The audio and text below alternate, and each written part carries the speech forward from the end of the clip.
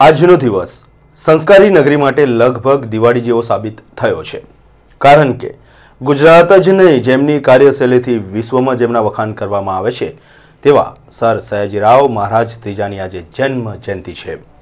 રાજવી પરિવાર સહિત વડોદરાના નગરજનો આજે હરખઘેલા બન્યા છે। ભારે આનંદ ઉલ્લાસથી પોતાના રાજવીની જન્મ જયંતિ ઉજવી રહ્યા છે।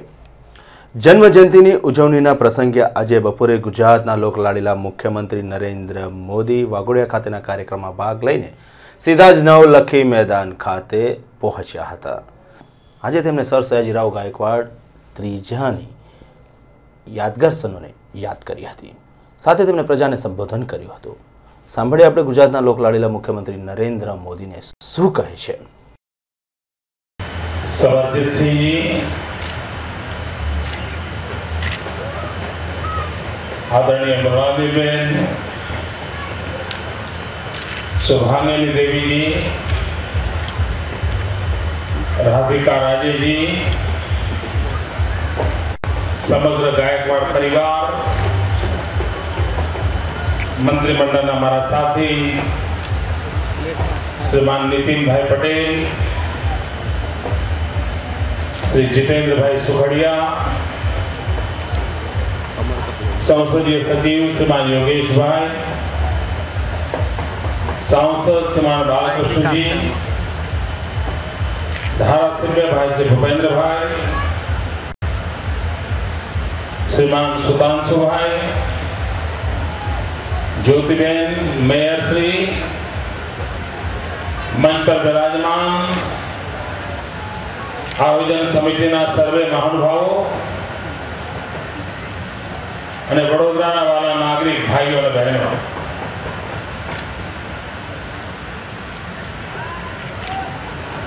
આ વર્ષ અનેક રીતે ગુજરાતના જીવનમાં મહત્વનું છે। દેશ સ્વામી વિવેકાનંદજીની 150મી જયંતિ ઉજવી રહ્યો છે। શ્રીમદ સયાજીરાવ ગાયકવાડજીના 150મી જયંતિનો અવસર છે। ભાવનગરમાં કૃષ્ણ કુમારજીની શતાબ્દી ઉજવાઈ રહી છે। પ્રખર બુદ્ધિશાળી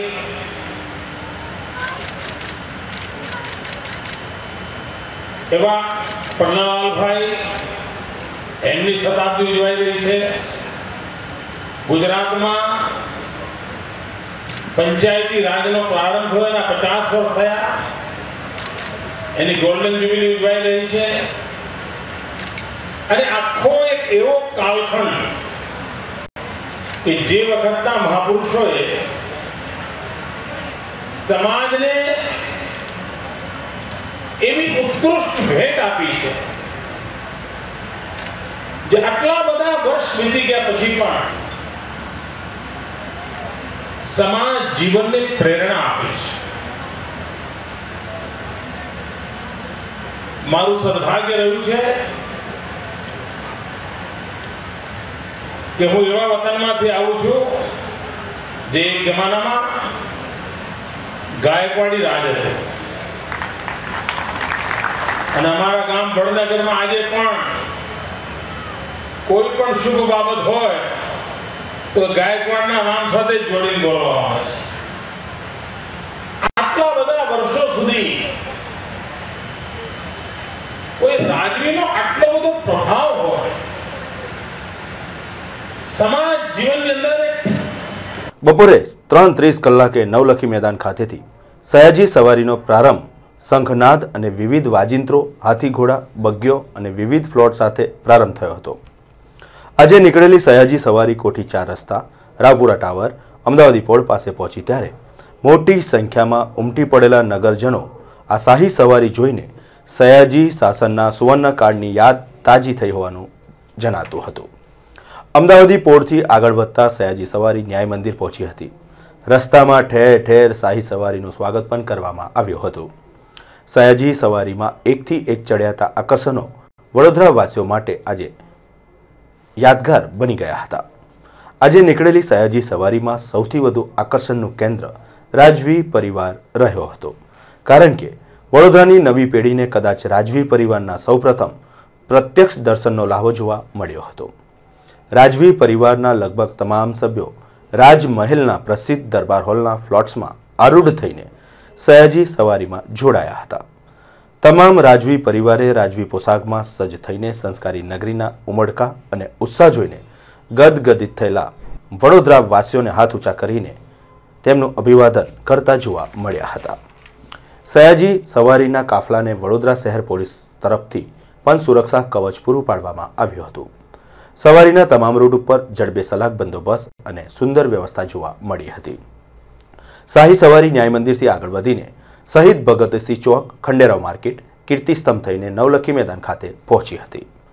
સયાજી સવારીમાં ભાગ લેવા આવેલા ગુજરાતના લોકલાડીલા મુખ્યમંત્રી નરેન્દ્રભાઈ મોદીની હાજરીમાં આજે રાત્રે વિવિધ સાંસ્કૃતિક કાર્યક્રમો યોજાનાર છે। અત્રે ઉલ્લેખનીય છે કે સર સયાજીરાવ મહારાજની કાર્યપદ્ધતિ અને વડોદરા રાજ્યના વિકાસની કાર્યશૈલી જોઈને ગુજરાતના અન્ય રજવાડાઓના રાજાઓ વારંવાર વડોદરા રાજ્યનો વિકાસ જોવા વડોદરા આવતા હતા। વડોદરા, પંચમહાલ અને છેક સૌરાષ્ટ્રના અમરેલી સુધી વિસ્તરેલા ગાયકવાડી શાસનના આજે પણ લોકો વખાણ કરે છે, કારણ કે સર સયાજીરાવ મહારાજે રાજ્યના દરેક શહેરો અને ગામડાઓમાં શિક્ષણ અને વિકાસને સૌથી વધુ મહત્વ આપ્યું હતું।